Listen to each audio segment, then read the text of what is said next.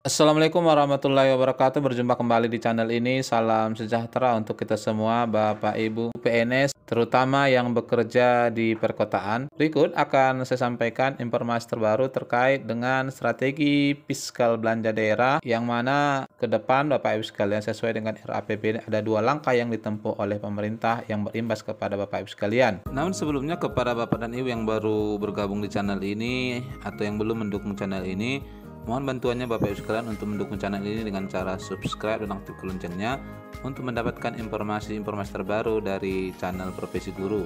Selain seperti yang disampaikan oleh Kemenpan sebelumnya bahwa nanti akan ada perombakan baik itu tunjangan kinerja maupun kenaikan gaji yang akan disentuh untuk kebijakan yang diambil sejak 2024. Hal mana salah satu yang dipersiapkan untuk mendukungnya adalah penyelesaian PP manajemen ASN. Kebijakan lain yang juga disiapkan oleh pemerintah Bapak Ibu sekalian adalah tertuang di RAPBN atau di kerangka makro dan pokok-pokok kebijakan fiskal tahun 2024. Jadi di sini dimuat kebijakan yang nantinya akan berimbas kepada PNS daerah terkhusus yang bekerja di instansi perkotaan. Hal mana ini termuat di halaman 185 ya. Disebutkan di sini Undang-Undang HKPD mengamanatkan agar Pemda mengendalikan belanja pegawai paling tinggi 30% dari total belanja APBD, dan di sini disebutkan bahwa Pemda diberi kesempatan menyesuaikan porsi belanja pegawainya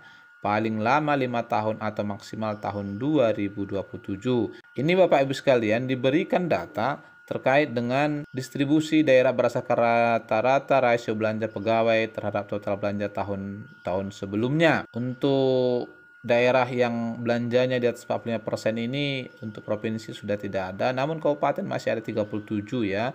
Lalu di atas 30 hingga 45% masih ada provinsi 12 dan kabupaten 391. Lalu yang di atas 15 hingga 30% maka normalnya adalah 21 provinsi dan 75. Ini yang masih standar ya.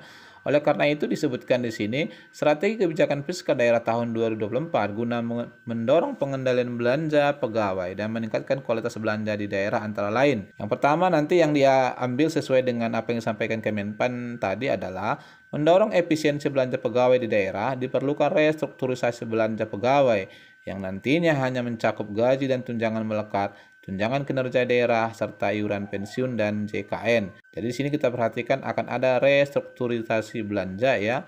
Nanti gaji kita di sini sudah dimuat komponennya, gaji, tunjangan melekat, juga tunjangan kinerja daerah, iuran pensiun dan JKN.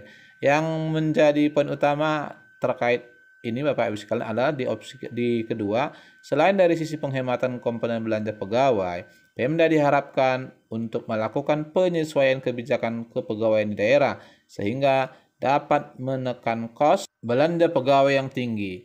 Opsi-opsi yang dapat diusulkan dan mampu untuk dilaksanakan oleh daerah adalah yang pertama adalah secara bertahap menerapkan kebijakan pengurangan jumlah pegawai di daerah melalui penerapan kebijakan pegawai minus growth, yang mana berdasarkan data kepegawaian negara tahun 2021 yang lalu terdapat estimasi kelebihan pegawai teknis sebanyak 372.864 pegawai. Ini kelebihan Bapak Ibu sekalian di daerah ya, terutama di perkotaan cukup tinggi. Sementara jumlah estimasi pegawai teknis yang pensiun setiap tahunnya mencapai 41.000 pegawai. Sehingga dibutuhkan paling tidak 10 tahun untuk menyesuaikan jumlah pegawai di daerah agar menjadi lebih ideal dari sisi kebijakan minus growth. Selain itu, pengurangan jumlah organisasi perangkat daerah menjadi salah satu opsi yang juga diharapkan mampu menekan besaran belanja daerah. Untuk pengurangan OPD ini ya tahun 2022-2023 kemarin sudah mulai dilakukan. Lalu yang kedua ya, tahapan lainnya adalah melalui kebijakan mutasi antar pegawai, antar daerah, khususnya antara daerah yang secara teknis mengalami kelebihan pegawai dan daerah yang kekurangan pegawai. Pemerataan pegawai melalui mutasi pegawai antar daerah ini juga akan mendorong tercapainya efisiensi belanja pegawai di daerah. Jadi melalui dua kebijakan ini, yang pertama Bapak Ibu sekalian adalah adanya kelebihan tenaga teknis di perkotaan, maka ini kemungkinannya ya dilakukan secara bertahap pengurangan jumlah pegawai. Salah satunya adalah penggabungan OPD. Lalu yang kedua opsinya adalah mutasi antar daerah.